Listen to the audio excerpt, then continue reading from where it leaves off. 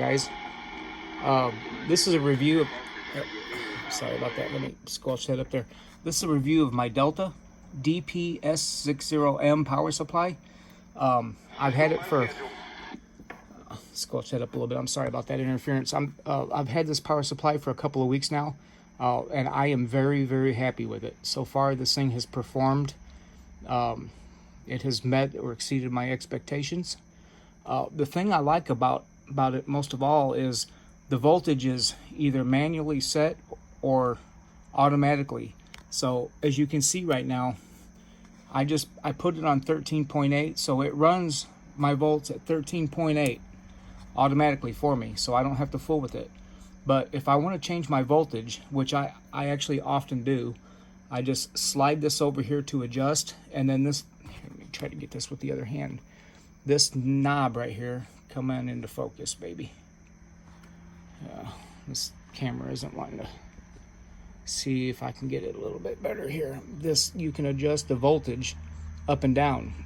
Well, why would I want to do this? Well, first of all, the main reason why I have this amp is I run this Texas Star 500 amplifier, which is, it runs it flawlessly. Let me see if I can.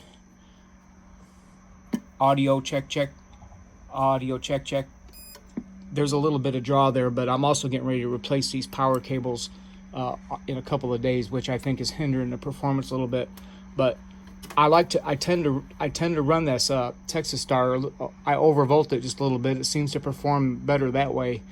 But then I also use this to run my other equipment. So like my meter, these are notorious for burning out the lights, and a lot of people say it's because the too much voltage in them from the factory. So I run this voltage, I tend to run it on 12, and I've got this little kicker amp that I don't want to overvolt also, that I usually run when I'm not running my Texas Star.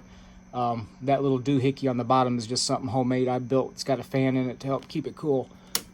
So anyway, I tend to undervolt it when I'm just running that 100-watt kicker. But the other thing that I really like about this power supply, this thing keeps getting out of focus here. It's got a noise offset switch, which honestly I really don't know much about that. I haven't had to use that yet, but I like the fact that it has this plug right here. So if I want to power some equipment externally really quick, I just take this little doohickey here, plug it in, and this is spring loaded. I just stick the wires in, and I can fire up a radio or a piece of equipment on my bench on the fly. So this thing is really handy. I think I paid, oh, if I remember right, it was like $160 or somewhere around there. But it was well worth it. And I'm gonna try to get some picture of the back here. It's got, if I can get up in here, it's got those two big old posts that are lined up vertically. Never mind that wiring job. I'm getting ready to upgrade the wires, the cables on my Texas Star as soon as they arrive in a couple of days, or I think they get here tomorrow. So I'm gonna redo that. But I'm a big fan of Delta Electronics products. I don't have any affiliation with them whatsoever. It's just so far the things that they've produced that I've bought, I've been very happy with. One thing that I did get that's a little pricey, I was hesitant, but I'm glad I bought, was that fan kit for this Texas Star. That's just a real, handy thing. And it's got a switch here where you can turn it on and off to help keep the amp cool, and it just looks like it's made for it. It's certainly a lot better than anything I could have made.